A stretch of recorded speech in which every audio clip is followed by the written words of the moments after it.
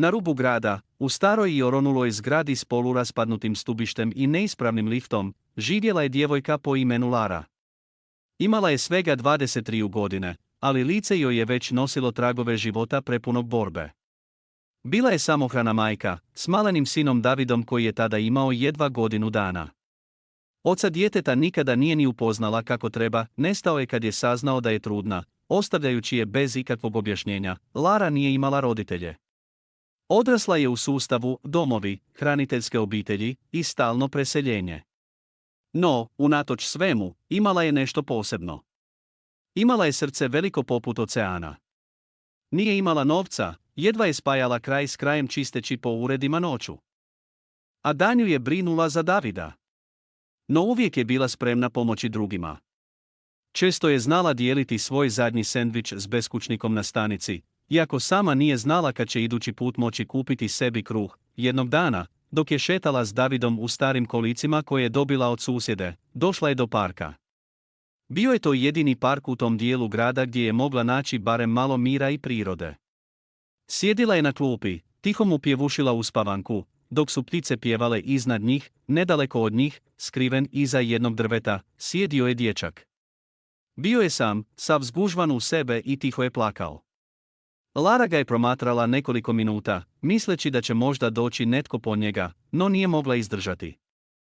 Uzela je Davida u naručje i prišla dječaku. Jesi dobro? Šta se dogodilo? Upitala ga je nježno. Dječak je podigao lice, bilo mu je možda 6 ili 7 godina. Oči su mu bile crvene od suza, izgubio sam se. Tata me zaboravio. Rekao je da će me pokupiti nakon škole, ali nije došao. Hodao sam i hodao, a sad ne znam gdje sam. Lari se stegnulo srce.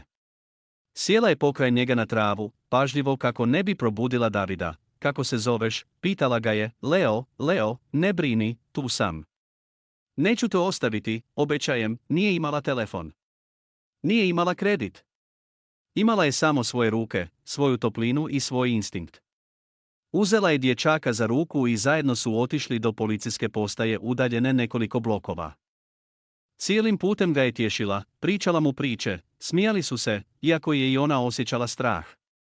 Kako će objasniti sve? Hoće li je optužiti za otmicu? U međuvremenu, u modernom neboderu u centru grada, u staklenom uredu s pogledom na rijeku, sjedio je gospodin Marko Knežević. Bio je direktor jedne od najvećih IT tvrtki u regiji. Sve je imao: bogatstvo, utjecaj, vozača, privatnog kuhara, tim odvjetnika i luksuzan stan. Sve, osim vremena. Njegov sin Leo bio mu je najvažnije biće na svijetu, ali nakon smrti njegove supruge, Marko se izgubio u poslu. Umjesto da provodi vrijeme sa sinom, radio je po 14 sati dnevno, pokušavajući izbjeći tugu. Tog dana je zaboravio pokupiti Lea iz škole.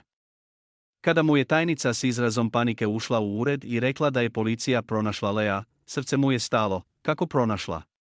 Gdje je? Poviće, našla ga je neka djevojka. Došla je pješice do policijske postaje s djetetom u naručju i Leom za ruku. Marko je potrčao iz ureda, bez kravate, bez vozača.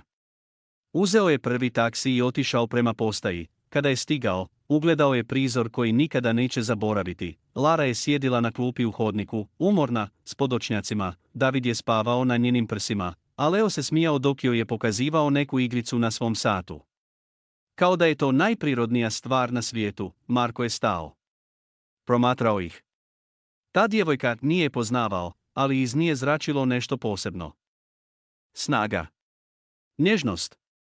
Iskrenost. Prišao im je, a Leo je potrčao prema njemu. Tata, povikao je i skočio mu u zagrljaj. Kad su se pozdravili, Marko je prišao Lari. Vi ste mu pomogli. Hvala vam neizmjerno. Lara je skromno slegnula ramenima. Ma nije ništa, svatko bi to učinio. Ne bi, odgovori Marko tiho. Ne bi baš svatko u ovom gradu, u ovom svijetu. Ne tako kao vi. Nekoliko dana kasnije, Marko je poslao vozača po Laru. Želio joj osobno zahvaliti. Doveo ju je u svoj ured i ponudio joj posao. Ne kao čistačicu, već kao pomoćnicu u humanitarnom odjelu koji je njegova firma upravo osnivala. Vidite, vi ste me podsjetili što znači biti čovjek. Vi ste mi pomogli da shvatim koliko sam bio slijep. Želim da radite s nama, s djecom, s majkama, sa svima kojima je pomoć potrebna. Lara je ostala bez riječi. Po prvi put nakon dugo vremena, suze u njezinim očima nisu bile od tuge, bile su od olakšanja. Godine su prolazile, Lara je postala direktorica fondacije. David i Leo su odrasli zajedno kao braća. Marko i Lara su se zbližili polako, bez žurbe. Iz prijateljstva je niknula ljubav. Ne zbog bogatstva, ne zbog izgleda, već zbog poštovanja, razumijevanja i zajedničkog bola iz prošlosti. Na dan kad su se vjenčali, Leo je pročitao govor pred stotinama uzvanika. Ova žena nije samo spasila mene. Spasila je i mog tatu. Spasila nas je sve. I ako ikada budem imao priliku postati pola čovjeka kakva je ona žena, znat ću da sam uspio. Godine su prošle. David je imao 7, Leo 12. Lara je sada bila poznata kao srce fondacije Nova šansa, organizacije koja je svakodnevno pomagalo stotinama obitelji u teškim situacijama, samohranim majkama, napuštenoj djeci, mladima iz doma. Marko i Lara nisu odmah uskočili u vezu. U početku su se držali na distanci. On, ozbiljan, naviknut na hladne sastanke i grafove, a ona, ranjena, ali topla, oprezna s osjećajima. No Leo je bio veza koju nisu mogli ignorirati. On i David su postali nerazdvojni, kao da su se uvijek poznavali. Lara bi navečer sjedila u kutu dnevnog boravka i promatrala ih kako igraju karte. Dok je Marko kuhao, da, naučio je kuhati, zbog njih, jedne večeri, kad su djeca zaspala, Lara i Marko sjedili su na balkonu. Znaš, rekao je tiho, još uvijek ponekad imam osjećaj da ne zaslužujem sve ovo. Lara ga je pogledala, ne zaslužuješ ljubav. Dom? Drugih šansu. Zaslužuješ ti više od mene. Nasmijala se, nisam ja ništa posebno, Marko. Jesi. Posebna si jer si gledala Lea kao svoje dijete, a nisi morala. Jer si spasila moje srce onda kad sam mislio da je zakopano zauvijek. Ti noći, nakon toliko vremena, prvi put su se poljubili. I nije to bio filmski, strastveni poljubac. Bio je nježan, kao da su se dotaknule dvije duše koje su predugo bile same. No, svijet nikad ne dopušta sreću bez izazova. Kako je fondacija rasla, tako su počeli dolaziti izlobni jezici, ljudi koji su prezirali Laru jer nije bila dovoljno školovana, jer dolazi iz doma, jer je samohrana majka koja se sad šita s direktorom. Jednog dana, u novinama se pojavio članak, siromašna čistačica preuzela firmu šarmom, tko je zapravo Lara. Na naslovnici je bila njezina slika s Davidom. Lara je sjedila u kuhinji i gledala novine kao da gleda noćnu moru. Svi njezini strahovi, sve što je zakopala, ponovno je isplivalo na površinu. Marko je ušao i vidio članak, zatvorit ćemo ih. Tužit ćemo ih. Ne treba, rekla je tiho. Oni pišu ono što misle da ljudi žele čitati. Ne mogu me slomiti. Ne više. Ali slomili su je iznutra. Počela se povlačiti. Više nije dolazila na događaje fondacije. Prestala je govoriti pred ljudima. David je primijetio da mama više ne pjeva dok kuha. Marko je znao da mora nešto učiniti. Pa je pozvao sve.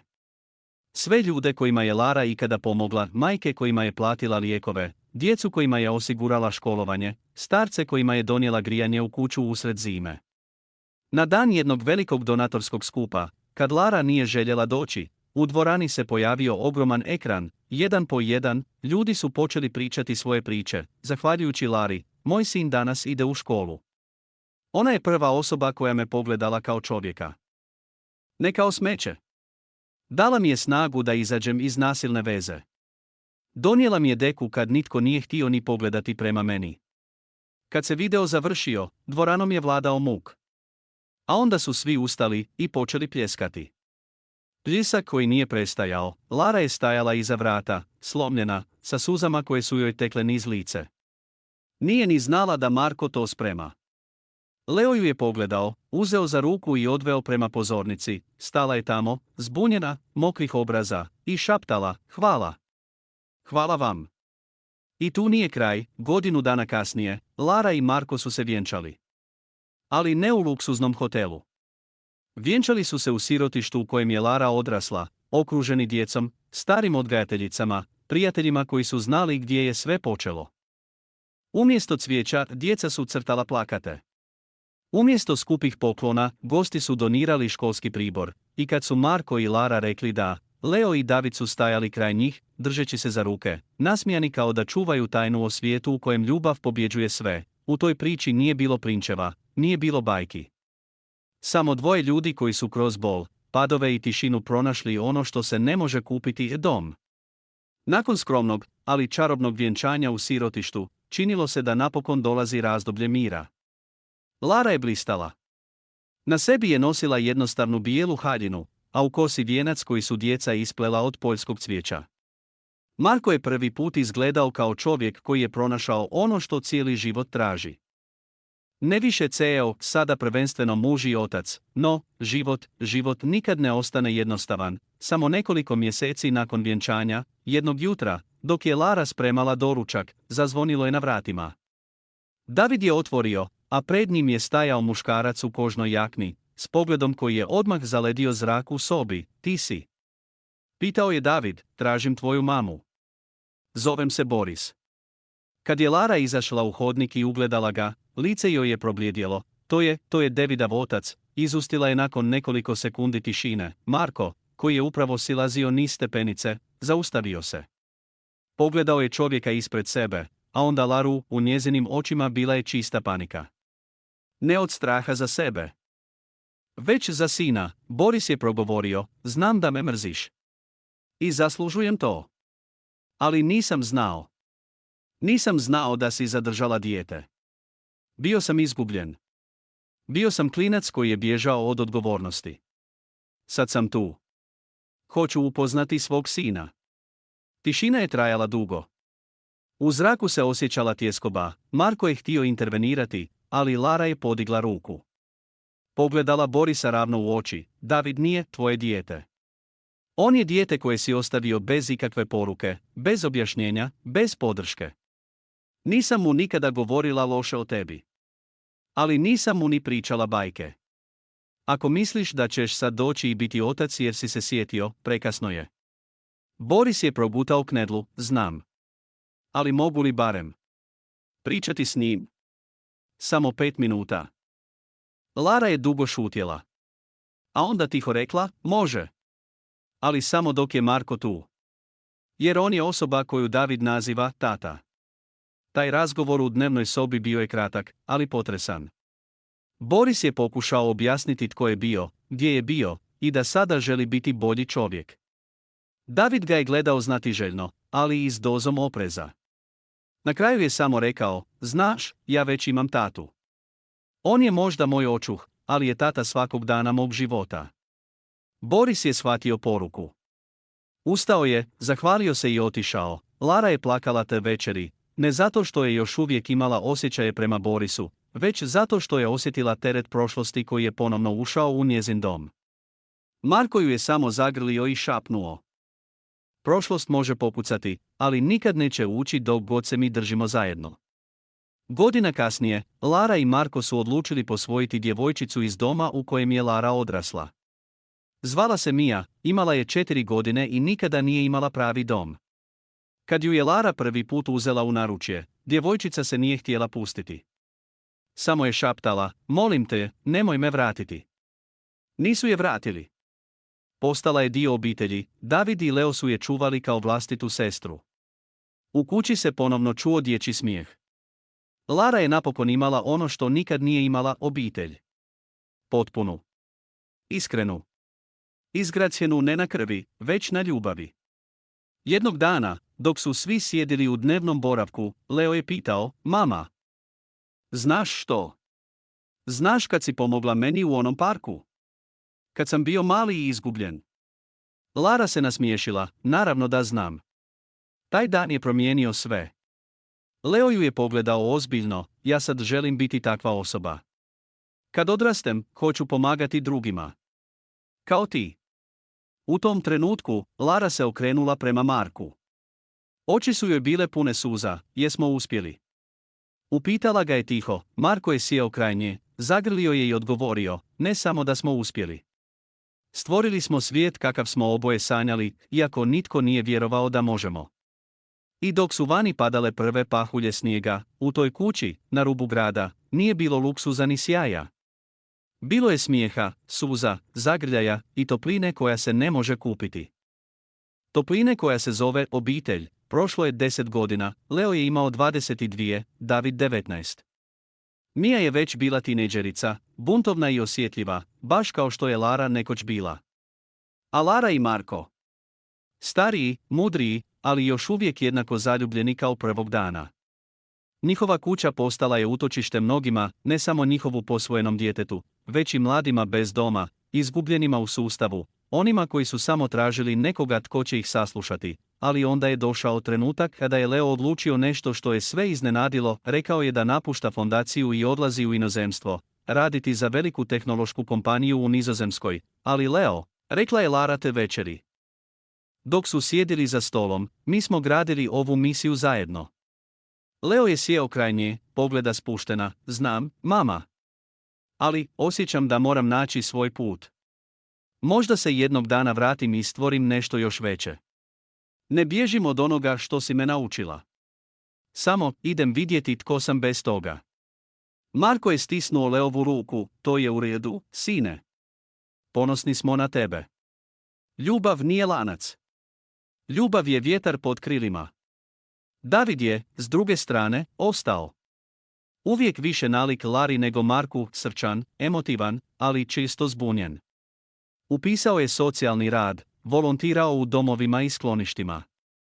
No jednog dana, dok je pratio jednu obitelj kroz tešku rastavu, dogodilo se nešto što ga je pogodilo više nego ikad. Majka troje djece ostavljena je na ulici.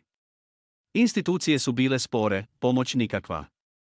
David ju je smjestio kod sebe doma, u gostinsku sobu. Lara ga je te večeri gledala i plakala, ne od tuge, već od ponosa, točno takvog sam sina sanjala, šapnula je Marku, ali nije sve išlo glatko. David se ubrzo zaljubio u najstariju kćer te žene, djevojku po imenu Nika, koja je imala 17, samo godinu dana mlađa od njega. Mediji su, čim su saznali za to, napravili skandal, sin poznate humanitarke u vezi sa štićenicom iz sustava, zloupotreba položaja. Lara je pokušala zaštititi sina, no znala je da mora pustiti da sam nauči što znači boriti se za istinu, čak i kad te svi napadnu. David je sazvao konferenciju za medije. Pred svima. Hrabro, čvrsto, nisam prekršio nijedan zakon. Ali ako je ljubav prema nekome tko dolazi iz sustava problem, onda neka me zatvore odmah. Jer sam i ja bio to dijete. I znam koliko vrijedi jedno srce koje nikad nije imalo ništa. Tišina. A onda pljesak. Leo se vratio godinu kasnije, s velikom idejom. Donio je nacrt za novu platformu, mrežu za povezivanje mladih iz domova s mentorima, poslodavcima, psiholozima. Nazvao ju je korijen jer, kako je rekao, svako drvo koje želi rasti mora znati gdje mu je korijen. Marko je gledao sve to sa strane. Njegova firma je sad bila u rukama mladih, novih ljudi.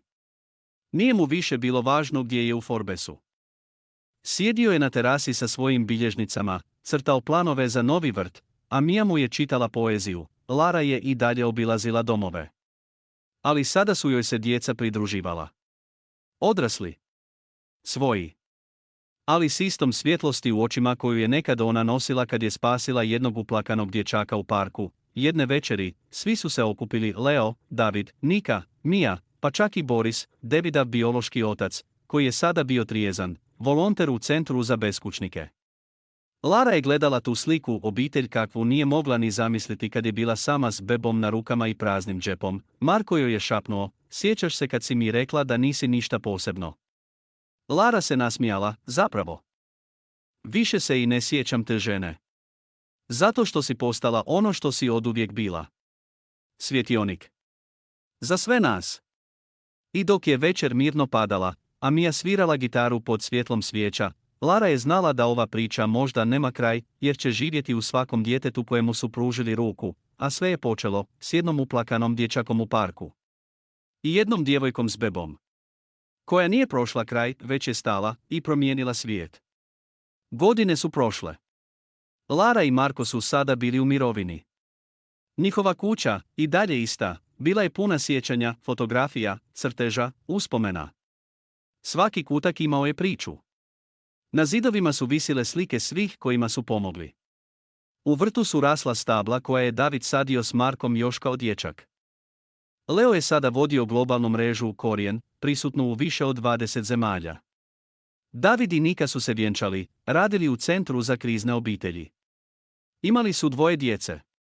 Mia je upisala psihologiju i posvetila se radu s adolescentima koji su prošli kroz domove, baš kao ona. Jednog dana, Lara je osjetila nešto drukčije. Tijelo koje je godinama nosilo tuđe boli sada je slalo znakove. Bolovi, umor, gubitak snage. Otišla je tiho na pregled. Nije htjela da djeca odmah znaju. Kad je doktor sjeo preko puta nje i rekao, karcinom, kasni stadij, nije zaplakala.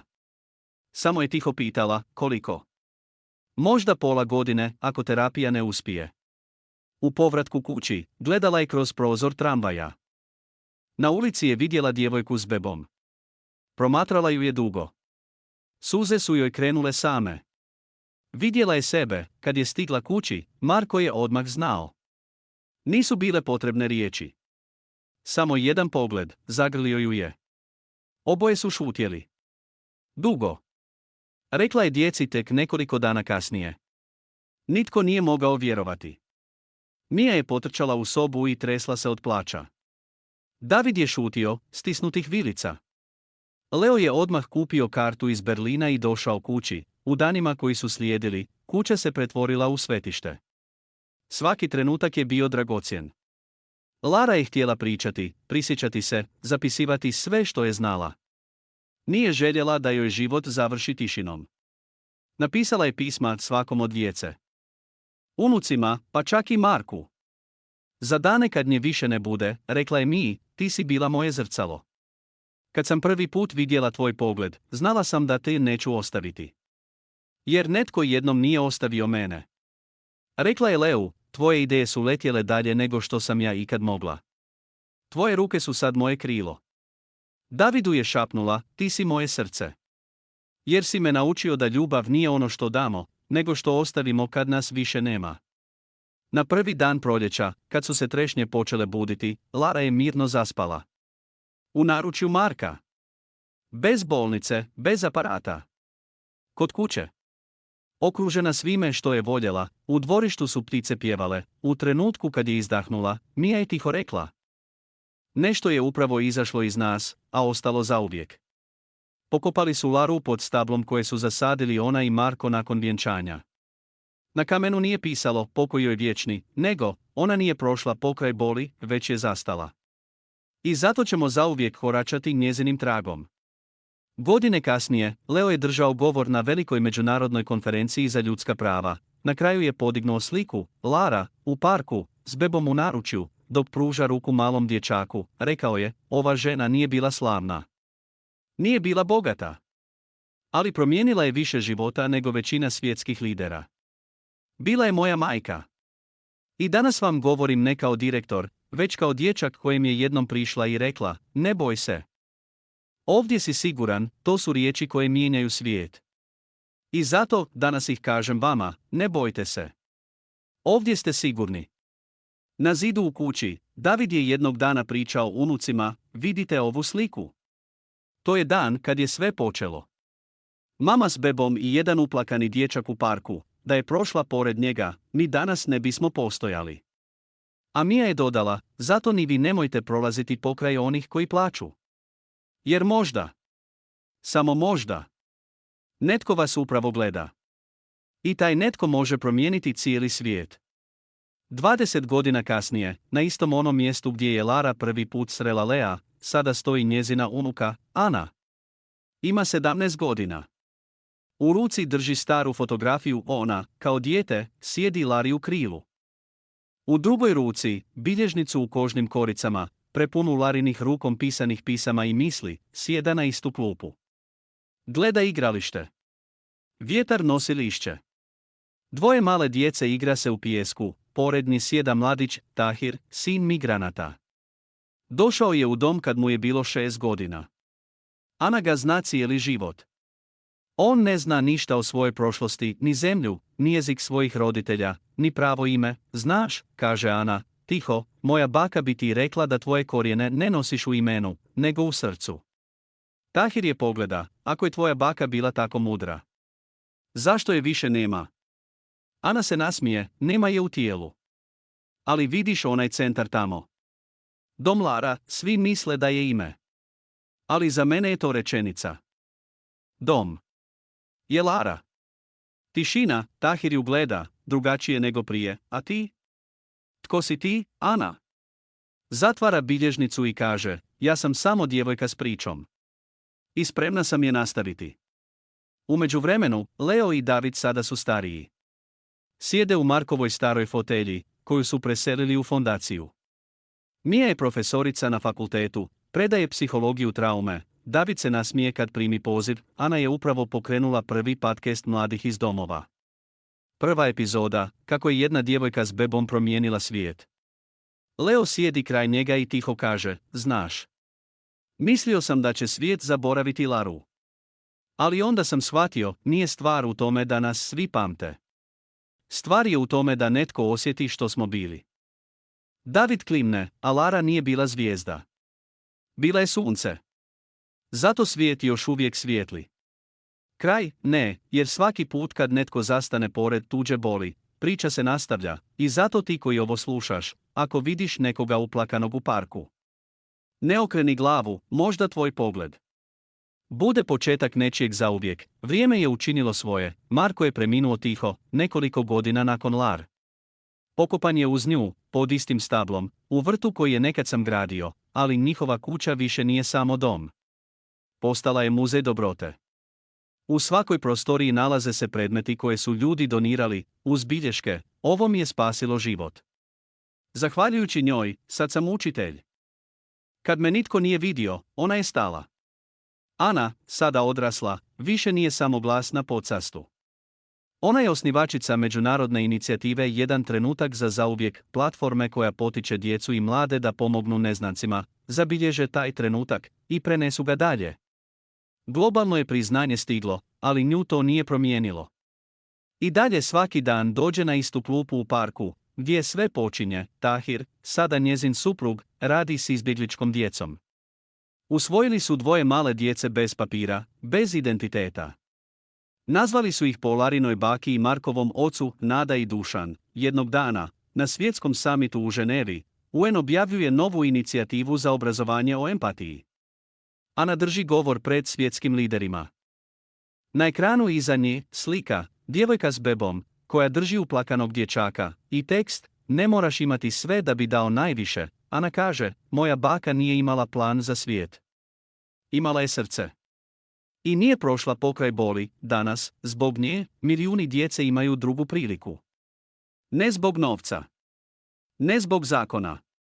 Nego zbog odluke da ne prođeš pokraj. Ako svatko od nas u jednom trenutku stane, svijet više nikad neće biti isti. Tišina, a onda stajaće ovacije. Mija, sada u poznim godinama, u publici briše suze. Pokraj nje djevojčica iz Brazila, siroče koje je dovela s jednog predavanja. Znaš li tko je ta žena na slici? Pita je djevojčica, Mija se nasmiješi. Znam. Bila je moja majka, ali ako se ti usudiš pomoći nekome kad plače, onda će biti i tvoja. Zadnji kadar videa, kamera leti iznad svijeta, pokazuje djecu u školama, parkovima, bolnicama. Svuda netko nekome pomaže. Muzika raste, postaje himna. Kamera se spušta u isti park, gdje sjedi nova djevojka. S bebom.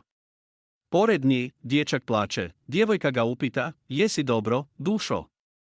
Dječak pogleda gore, i iza drveća, samo na trenutak, kao sjenka.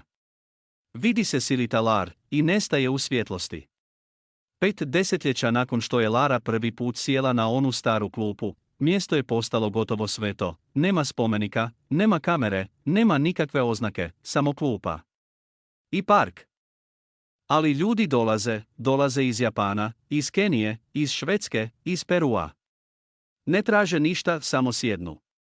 Pogledaju oko sebe. Neki zaplaču. Neki šute. Neki ostave poruku ispod daske, mala cedulja, samo riječ, rečenica, ime, mama, sad te razumijem. Hvala što si spasila mog tatu. Nisam prošao pored dječaka. Kao ona. Udruga Korijen, sada već 4. generacija volontera, održava mjesto tihim. Bez marketinga.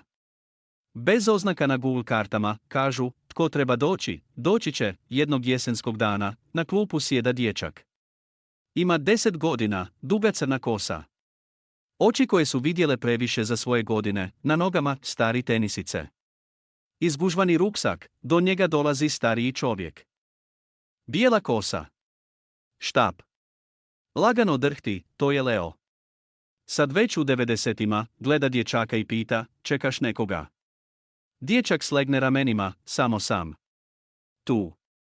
Bježim. Leo kimne, i ja sam jednom bježao. A onda me netko zagrlio. Bez da je znao tko sam.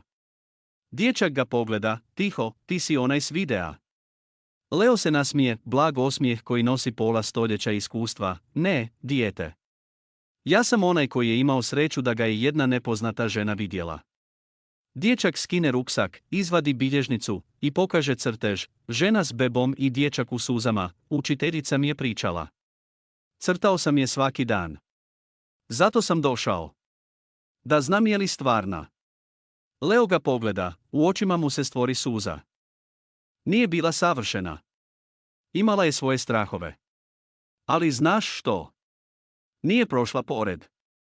I to je bilo dovoljno da svijet postane bolji. Dječak se nasmiješi, tiho ustane i prije nego ode, pita, misliš da mogu i ja nekome pomoći? Iako sam samo dijete. Leo se nasmije i kaže, pomoć ne traži veličinu. Samo prisutnost. Zadnji kadar, dječak odlazi iz parka. Kamera ga prati, na drugoj strani ulice vidi ženu, nosi torbe, jedna ispada, beba plače. Ljudi prolaze, dječak zastane. Pogleda, pa potrči prema njoj, zastaje. Pomaže, kamera se podiže u nebo, i glas naratora izvan kadra kaže, možda nećeš promijeniti svijet, ali za nekoga, baš ti. Bićeš cijeli svijet. Kao što je ona bila meni, tamni ekran. Tišina i samo jedna riječ ispisana bijelim slovima, ako vidiš nekoga uplakanog u parku. Ne okreni glavu, možda tvoj pogled bude početak nečijeg zauvijek. Vrijeme je učinilo svoje, Marko je preminuo tiho, nekoliko godina nakon Lar. Pokopan je uz nju, pod istim stablom, u vrtu koji je nekad sam gradio, ali njihova kuća više nije samo dom. Postala je muzej dobrote. U svakoj prostoriji nalaze se predmeti koje su ljudi donirali, uz bilješke, ovo mi je spasilo život. Zahvaljujući njoj, sad sam učitelj. Kad me nitko nije vidio, ona je stala. Ana, sada odrasla, više nije samo glas na podcastu. Ona je osnivačica međunarodne inicijative Jedan trenutak za zauvijek, platforme koja potiče djecu i mlade da pomognu neznancima. Zabilježe taj trenutak i prenesu ga dalje. Globalno je priznanje stiglo, ali nju to nije promijenilo. I dalje svaki dan dođe na istu klupu u parku, gdje sve počinje. Tahir, sada njezin suprug, radi s izbjegličkom djecom. Usvojili su 2 male djece bez papira, bez identiteta. Nazvali su ih po Larinoj baki i Markovom ocu, Nada i Dušan. Jednog dana, na svjetskom samitu u Ženevi, UN objavljuje novu inicijativu za obrazovanje o empatiji. Ana drži govor pred svjetskim liderima, na ekranu iza nje, slika, djevojka s bebom, koja drži uplakanog dječaka, i tekst, ne moraš imati sve da bi dao najviše. Ana kaže, moja baka nije imala plan za svijet. Imala je srce. I nije prošla pokraj boli, danas, zbog nje, milijuni djece imaju drugu priliku. Ne zbog novca. Ne zbog zakona. Nego zbog odluke da ne prođeš pokraj. Ako svatko od nas u jednom trenutku stane, svijet više nikad neće biti isti. Tišina, a onda stajaće ovacije. Mija, sada u poznim godinama, u publici briše suze. Pokraj nje djevojčica iz Brazila, siroče koje je dovela s jednog predavanja. Znaš li tko je ta žena na slici? Pita je djevojčica, Mija se nasmiješi, znam. Bila je moja majka, ali ako se ti usudiš pomoći nekome kad plače, onda će biti i tvoja. Zadnji kadar videa, kamera leti iznad svijeta, pokazuje djecu u školama, parkovima, bolnicama. Svuda netko nekome pomaže. Muzika raste, postaje himna. Kamera se spušta u isti park, gdje sjedi nova djevojka. S bebom. Pored nje, dječak plače, djevojka ga upita, jesi dobro, dušo?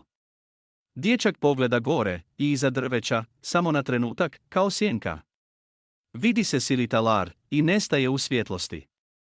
5 desetljeća nakon što je Lara prvi put sjela na onu staru klupu, mjesto je postalo gotovo sveto, nema spomenika, nema kamere, nema nikakve oznake, samo klupa. I park, ali ljudi dolaze iz Japana, iz Kenije, iz Švedske, iz Perua. Ne traže ništa, samo sjednu. Pogledaju oko sebe. Neki zaplaču. Neki šute. Neki ostave poruku ispod daske, mala cedulja. Samo riječ, rečenica, ime, mama, sad te razumijem. Hvala što si spasila mog tatu. Nisam prošao pored dječaka. Kao ona. Udruga Korijen, sada već 4. generacija volontera, održava mjesto tihim. Bez marketinga. Bez oznaka na Google kartama, kažu, tko treba doći će, jednog jesenskog dana, na klupu sjeda dječak. Ima 10 godina, duga crna kosa. Oči koje su vidjele previše za svoje godine, na nogama stari tenisice. Izgužvani ruksak, do njega dolazi stariji čovjek. Bijela kosa. Štap. Lagano drhti, to je Leo. Sad već u 90-ima, gleda dječaka i pita, čekaš nekoga? Dječak slegne ramenima, samo sam. Tu. Bježim. Leo kimne. I ja sam jednom bježao. A onda me netko zagrlio. Bez da je znao tko sam. Dječak ga pogleda, tiho, ti si onaj s videa. Marko je stao. Promatrao ih. Ta djevojka nije poznavao, ali iz nje zračilo nešto posebno. Snaga. Nježnost. Iskrenost, vrijeme je učinilo svoje, Marko je preminuo tiho, nekoliko godina nakon Lar. Pokopan je uz nju, pod istim stablom, u vrtu koji je nekad sam gradio, ali njihova kuća više nije samo dom. Postala je muzej dobrote. U svakoj prostoriji nalaze se predmeti koje su ljudi donirali, uz bilješke, ovo mi je spasilo život. Zahvaljujući njoj, sad sam učitelj. Kad me nitko nije vidio, ona je stala. Ana, sada odrasla, više nije samo glas na podcastu. Ona je osnivačica međunarodne inicijative Jedan trenutak za zauvijek, platforme koja potiče djecu i mlade da pomognu neznancima, zabilježe taj trenutak i prenesu ga dalje. Globalno je priznanje stiglo, ali nju to nije promijenilo. I dalje svaki dan dođe na istu klupu u parku, gdje sve počinje. Tahir, sada njezin suprug, radi s izbjegličkom djecom. Usvojili su 2 male djece bez papira, bez identiteta. Nazvali su ih po Larinoj baki i Markovom ocu, Nada i Dušan. Jednog dana, na svjetskom samitu u Ženevi, UN objavljuje novu inicijativu za obrazovanje o empatiji. Ana drži govor pred svjetskim liderima, na ekranu iza nje slika, djevojka s bebom, koja drži uplakanog dječaka. I tekst, ne moraš imati sve da bi dao najviše, Ana kaže, moja baka nije imala plan za svijet. Imala je srce. I nije prošla pokraj boli, danas, zbog nje, milijuni djece imaju drugu priliku. Ne zbog novca. Ne zbog zakona. Nego zbog odluke da ne prođeš pokraj. Ako svatko od nas u jednom trenutku stane, svijet više nikad neće biti isti. Tišina, a onda stajaće ovacije. Mija, sada u poznim godinama, u publici briše suze. Pokraj nje djevojčica iz Brazila, siroče koje je dovela s jednog predavanja. Znaš li tko je ta žena na slici? Pita je djevojčica, Mija se nasmiješi, znam. Bila je moja majka, ali ako se ti usudiš pomoći nekome kad plače, onda će biti i tvoja. Zadnji kadar videa, kamera leti iznad svijeta, pokazuje djecu u školama, parkovima, bolnicama. Svuda netko nekome pomaže. Muzika raste, postaje himna. Kamera se spušta u isti park, gdje sjedi nova djevojka. S bebom. Pored nje, dječak plače, djevojka ga upita, jesi dobro, dušo? Dječak pogleda gore, i iza drveća, samo na trenutak, kao sjenka. Vidi se silita Lar, i nestaje u svjetlosti, prišao im je, a Leo je potrčao prema njemu, tata, povikao je i skočio mu u zagrljaj. Kad su se pozdravili, Marko je prišao Lari, vi ste mu pomogli. Hvala vam neizmjerno. Lara je skromno slegnula ramenima, ma nije ništa. Svatko bi to učinio, ne bi, odgovori Marko tiho. Ne bi baš svatko u ovom gradu, u ovom svijetu. Ne tako kao vi. Nekoliko dana kasnije, Marko je poslao vozača po Laru. Želio joj osobno zahvaliti. Doveo ju je u svoj ured i ponudio joj posao. Ne kao čistačicu, već kao pomoćnicu u humanitarnom odjelu koji je njegova firma upravo osnivala. Vidite, vi ste me podsjetili što znači biti čovjek. Vi ste mi pomogli da shvatim koliko sam bio slijep. Želim da radite s nama, s djecom, s majkama, sa svima kojima je pomoć potrebna. Lara je ostala bez riječi. Po prvi put nakon dugo vremena, suze u njezinim očima nisu bile od tuge, bile su od olakšanja, godine su prolazile. Lara je postala direktorica fondacije. David i Leo su odrasli zajedno kao braća. Marko i Lara su se zbližili polako, bez žurbe. Iz prijateljstva je niknula ljubav. Ne zbog bogatstva, ne zbog izgleda, već zbog poštovanja, razumijevanja i zajedničkog bola iz prošlosti. Na dan kad su se vjenčali, Leo je pročitao govor pred stotinama uzvanika. Ova žena nije samo spasila mene. Spasila je i mog tatu. Spasila nas je sve. I ako ikada budem imao priliku postati pola čovjeka kakva je ona žena, znat ću da sam uspio. Godine su prošle. David je imao 7, Leo 12. Lara je sada bila poznata kao srce fondacije Nova šansa, organizacije koja je svakodnevno pomagalo stotinama obitelji u teškim situacijama, samohranim majkama. Napuštenoj djeci, mladima iz doma, Marko i Lara nisu odmah uskočili u vezu. U početku su se držali na distanci. On, ozbiljan, naviknut na hladne sastanke i grafove, a ona, ranjena, ali topla, oprezna s osjećajima. No Leo je bio veza koju nisu mogli ignorirati. On i David su postali nerazdvojni, kao da su se uvijek poznavali. Lara bi navečer sjedila u kutu dnevnog boravka i promatrala ih kako igraju karte, dok je Marko kuhao. Da, naučio je kuhati. Zbog njih, jedne večeri, kad su djeca zaspala, Lara i Marko sjedili su na balkonu. Znaš, rekao je tiho, još uvijek ponekad imam osjećaj da ne zaslužujem sve ovo. Lara ga je pogledala, ne zaslužuješ ljubav. Dom? Drugih šansu. Zaslužuješ ti više od mene. Nasmijala se, nisam ja ništa posebno, Marko. Jesi. Posebna si jer si gledala Lea kao svoje dijete, a nisi morala. Jer si spasila moje srce onda kad sam mislio da je zakopano zauvijek. Ti noći, nakon toliko vremena, prvi put su se poljubili. I nije to bio filmski, strastveni poljubac.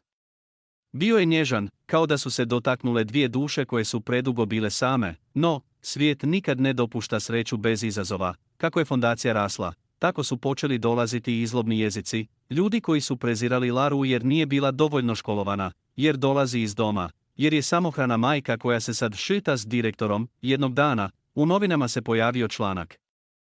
Siromašna čistačica preuzela firmu šarmom, od koje je zapravo Lara. Na naslovnici je bila njezina slika s Davidom. Lara je sjedila u kuhinji i gledala novine kao da gleda noćnu moru. Svi njezini strahovi, sve što je zakopala, ponovno je isplivalo na površinu. Marko je ušao i vidio članak. Zatvorit ćemo ih. Tužit ćemo ih. Ne treba, rekla je tiho. Oni pišu ono što misle da ljudi žele čitati. Ne mogu me slomiti. Ne više. Ali slomili su je iznutra. Počela se povlačiti. Više nije dolazila na događaje fondacije. Prestala je govoriti pred ljudima. David je primijetio da mama više ne pjeva dok kuha. Marko je znao da mora nešto učiniti. Pa je pozvao sve. Sve ljude kojima je Lara ikada pomogla, majke kojima je platila lijekove, djecu kojima je osigurala školovanje, starce kojima je donijela grijanje u kuću usred zime. Na dan jednog velikog donatorskog skupa, kad Lara nije željela doći, u dvorani se pojavio ogroman ekran. Jedan po jedan, ljudi su počeli pričati svoje priče. Zahvaljujući Lari, moj sin danas ide u školu. Ona je prva osoba koja me pogledala kao čovjeka, ne kao smeće. Dala mi je snagu da izađem iz nasilne veze. Donijela mi je deku kad nitko nije htio ni pogledati prema meni. Kad se video završio, dvoranom je vladao muk. A onda su svi ustali i počeli pljeskati. Pljesak koji nije prestajao. Lara je stajala iza vrata, slomljena, sa suzama koje su joj tekle niz lice. Nije ni znala da Marko to sprema. Leo ju je pogledao, uzeo za ruku i odveo prema pozornici, stala je tamo, zbunjena, mokrih obraza, i šaptala, hvala. Hvala vam. I tu nije kraj, godinu dana kasnije, Lara i Marko su se vjenčali. Ali ne u luksuznom hotelu. Vjenčali su se u sirotištu u kojem je Lara odrasla, okruženi djecom, starim odgajateljicama, prijateljima koji su znali gdje je sve počelo. Umjesto cvijeća, djeca su crtala plakate. Umjesto skupih poklona, gosti su donirali školski pribor, i kad su Marko i Lara rekli da, Leo i David su stajali kraj njih, držeći se za ruke, nasmijani kao da čuvaju tajnu o svijetu u kojem ljubav pobjeđuje sve. U toj priči nije bilo prinčeva, nije bilo bajki. Samo dvoje ljudi koji su kroz bol, padove i tišinu pronašli ono što se ne može kupiti, dom. Nakon skromnog, ali čarobnog vjenčanja u sirotištu, činilo se da napokon dolazi razdoblje mira. Lara je blistala. Na sebi je nosila jednostavnu bijelu haljinu, a u kosi vijenac koji su djeca isplela od poljskog cvijeća. Marko je prvi put izgledao kao čovjek koji je pronašao ono što cijeli život traži. Ne više CEO, sada prvenstveno muž i otac, no, život nikad ne ostane jednostavan. Samo nekoliko mjeseci nakon vjenčanja, jednog jutra, dok je Lara spremala doručak, zazvonilo je na vratima. David je otvorio. A pred njim je stajao muškarac u kožnoj jakni, s pogledom koji je odmah zaledio zrak u sobi. Ti si? Pitao je David, tražim tvoju mamu. Zovem se Boris. Kad je Lara izašla u hodnik i ugledala ga, lice joj je probljedjelo. To je Davidov otac, izustila je nakon nekoliko sekundi tišine. Marko, koji je upravo silazio niz stepenice, zaustavio se. Pogledao je čovjeka ispred sebe, a onda Laru, u njezinim očima bila je čista panika. Ne od straha za sebe, već za sina, Boris je progovorio, znam da me mrziš. I zaslužujem to. Ali nisam znao. Nisam znao da si zadržala dijete. Bio sam izgubljen. Bio sam klinac koji je bježao od odgovornosti. Sad sam tu. Hoću upoznati svog sina. Tišina je trajala dugo. U zraku se osjećala tjeskoba, Marko je htio intervenirati, ali Lara je podigla ruku. Pogledala Borisa ravno u oči, David nije tvoje dijete. On je dijete koje si ostavio bez ikakve poruke, bez objašnjenja, bez podrške. Nisam mu nikada govorila loše o tebi. Ali nisam mu ni pričala bajke. Ako misliš da ćeš sad doći i biti otac jer si se sjetio, prekasno je.